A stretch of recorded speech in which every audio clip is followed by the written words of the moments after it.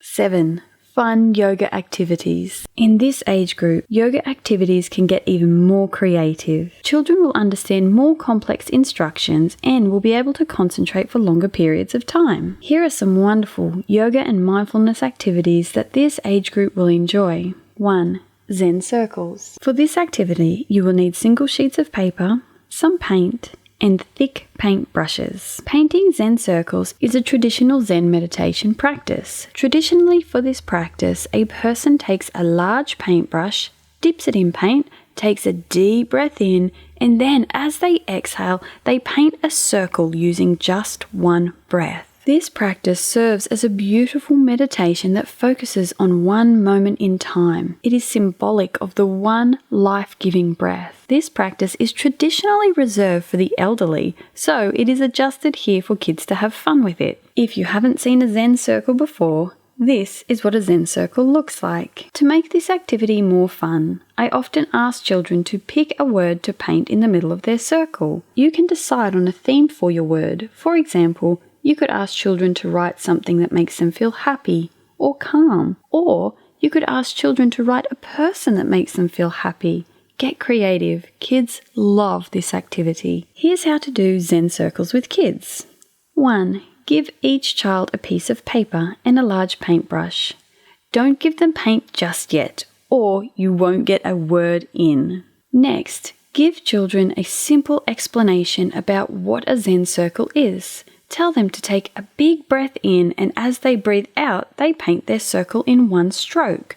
You can show them what you mean by demonstrating this yourself. To add to the mindfulness of this practice, see if you can get children to let go of thought just for that one breath and see how it feels to just paint the circle. Get them to focus on how they feel and what they are experiencing. Give time at the end of this activity for kids to tell you how they felt. Remember, you can make this activity a little bit more fun by asking children to write or paint one word in the middle of their circle. You can get really creative here. They could write a word that describes how they felt while they were doing mindfulness painting, or how they feel when they do yoga. Once you have explained the activity to the kids, you can hand them the paints and they can get started. Kids often love this activity so much that they will ask to do a few circles. When it comes to colour, you could either choose one colour for your entire group. This is the easier thing to do. Or you could take multiple colours and let children pick which colours they want. Boat breathing. This activity can be used either as a yoga activity or a breathing exercise, or a relaxation practice. You will need to provide a piece of A4 or A5 paper for each child. There are 2 steps to this activity. 1. Children are going to build an origami boat. There are simple instructions for how to do this in the resource section of your course. Try using beautiful paper to build your boats. You could even write messages of love or kindness on your boat. 2. Once kids have made their boat, they can lay down in Shavasana pose. Then, get children to place the boat on their belly. Taking nice deep breaths, let them watch their boat as it rises and falls with their breath. See if you can get kids to use this time to let go of thought and allow their awareness to simply rest on the movement of the boat.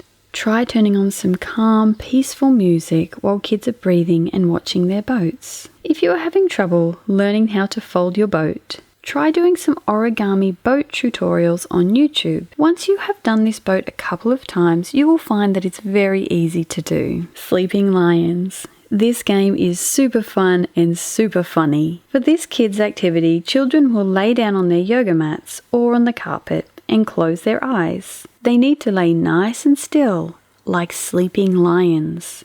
Then you will read out funny and silly jokes. Kids then have to try not to laugh. If a child laughs, giggles, or smiles, they are out. You can gently tap them on the shoulder to let them know that they are out. The winner is the child that manages not to laugh for the longest. You can also let the kids that get out tell jokes too. The last child that is left in wins. Sometimes the silliest jokes are the hardest to not laugh to. You will find our top 10 silly jokes in the resource section of this course.